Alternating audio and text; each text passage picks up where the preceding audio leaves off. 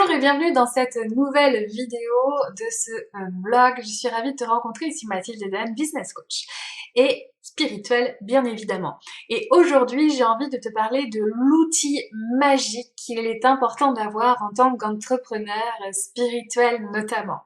Ce sont tout simplement, je prends mon jeu juste ici, ce sont tout simplement les cartes, les jeux d'oracle, les tarots, peu importe ce que vous utilisez. Ce sont des outils qui vont vraiment vous aider à développer votre entreprise et on va voir pourquoi. Déjà, c'est quoi les cartes? Alors, vous pouvez utiliser n'importe quel support de cartes, que ce soit un jeu de 32 cartes tout simplement, puisque j'ai débuté avec ça, que ce soit des jeux d'oracle de votre cru, ou que ce soit des jeux de tarot de Marseille ou tarot plus récent. Là, par exemple, ici, je vais avoir le tarot des mondes oniriques. Pourquoi on utilise les cartes dans l'entrepreneuriat? Eh bien pour différentes raisons, elles vont avoir différentes utilisations, mais ça sert surtout et avant tout, en principe et au début, à faire de la prédiction, de la guidance ou encore du développement personnel. On va plutôt apprécier d'ailleurs le principe du tarot, notamment avec les atouts qui permettent de savoir un petit peu dans quelle phase de notre vie on va se trouver, et donc on va pouvoir finalement suivre un personnage qui va évoluer en fonction des différentes cartes, que ce soit le fou, l'impératrice, le pendu, etc. C'est chaque fois des étapes de notre vie, on va se trouver avec une invitation à réfléchir et à avancer, et c'est pour ça que ça va être aussi pertinent dans notre entreprise. Mais si c'est vrai pour nous, ça va aussi nous aider dans plein d'autres situations qu'on va voir tout de suite avec vous. La première des situations que vient d'énoncer, c'est d'abord pour se guider soi-même, savoir où on se situe dans son entreprise, quels sont les conseils qu'on pourrait s'apporter à soi, comment on pourrait avancer pour que ce soit plus facile, comment on pourrait déjouer l'obstacle qu'on est en train de vivre dans notre activité ou voir la croyance. Bref, les cartes vont nous permettre de jouer un rôle de conseillère. Et si elles nous conseillent, nous, on arrive à la deuxième façon de les utiliser. Elles peuvent aussi aider vos clients si vous vous sentez à l'aise avec cet outil pour pouvoir les aider, les guider, les accompagner à leur tour en fonction de ce qu'ils ou elles traversent pour que vous puissiez eh bien donner le meilleur avec elles. Et puis si vous, des fois, vous avez l'impression qu'on tourne autour d'un sujet, parce que ça arrive en coaching, des fois, on tourne autour d'un sujet, la personne, elle ne vous donne pas la réponse, on va dire attendue, mais en tout cas, elle tourne autour de la problématique et on va pas toucher le fond de la problématique. Vous pouvez utiliser très bien un jeu de cartes qui va vous permettre de mettre le doigt dessus et de mettre aussi les yeux de votre client dessus pour qu'il puisse se rendre compte et prendre conscience de ce qui se passe pour pouvoir avancer et progresser. Et ça, c'est super important.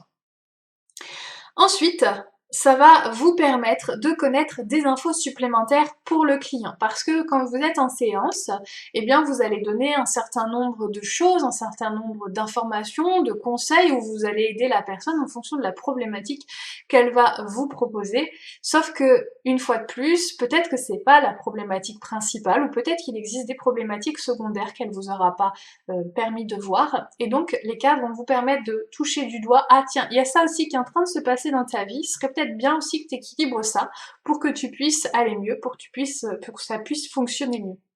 Donc c'est vraiment un outil hyper puissant qui va vraiment vous apporter un plus en tant que coach, un côté très intuitif, et puis le fait que la carte va vraiment montrer quelque chose, eh bien ça va vous permettre de montrer du doigt, tu vois, c'est pas moi il n'y a pas que moi qui est en train de dire ça, j'ai pris une carte au hasard dans le jeu, et la personne ça va lui donner encore plus confiance dans ce que vous êtes en train de lui transmettre, et ça aussi c'est super génial de créer un lien de confiance de plus en plus puissant, de plus en plus grand avec la personne.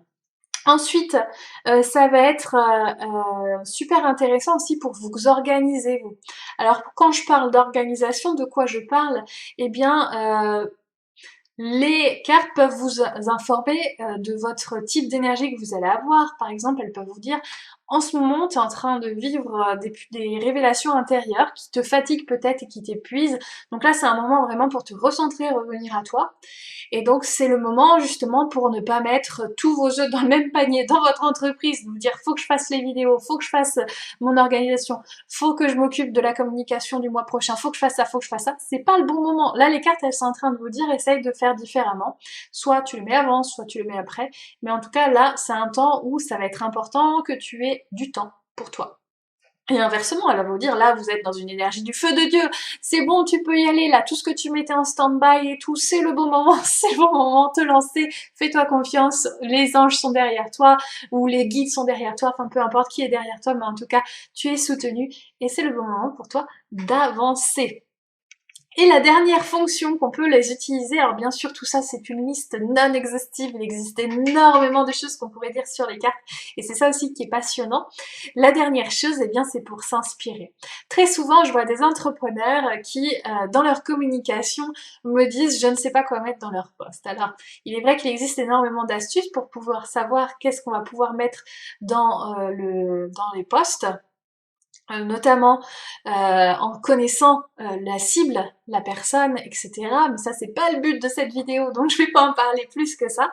Néanmoins, ce qui est intéressant de voir, c'est que ça peut vous inspirer à savoir eh bien quelle est la problématique qui est en train de vivre mon client, de quoi elle a besoin, enfin mon client, mes prospects, ma communauté, de quoi ils ont besoin que je parle, qu'est-ce qui serait intéressant, quelles sont les énergies du moment sur lesquelles je peux m'appuyer pour pouvoir faire ma communication, etc., etc. C'est un peu plus puissant d'ailleurs que bon bah là c'est la période de Noël donc on va parler de Noël. Non, là c'est une période donc là on arrive sur la période de décembre, il y a vraiment une volonté et une exacerbation du soi et de s'affirmer en tant que tel par rapport à cette espèce de vague contraire qu'on peut avoir au niveau des fêtes où il y a une injonction quelque part à être la personne que les autres pensent qu'on est et devoir être gentil pour faire plaisir aux autres parce qu'on est dans un cadre familial, etc., etc.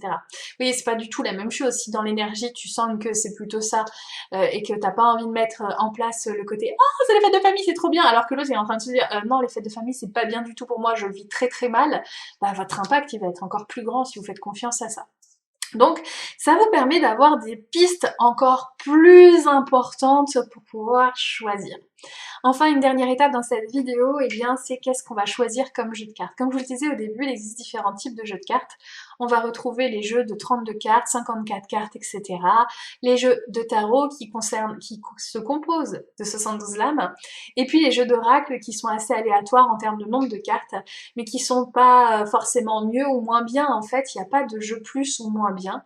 L'idée, c'est vraiment de choisir celui qui va vibrer pour vous, qui vous semble pertinent. Il est évident que si vous êtes dans l'entrepreneuriat, ça peut être pertinent pour vous d'aller sur des jeux de cartes type mission de vie. Si vous êtes plutôt coach relationnel, ben, des choses qui sont plus en lien avec le relationnel et l'amour.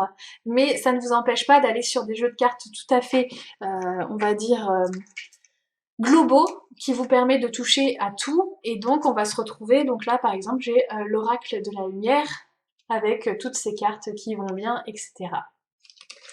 Donc, c'est à vous maintenant de jouer.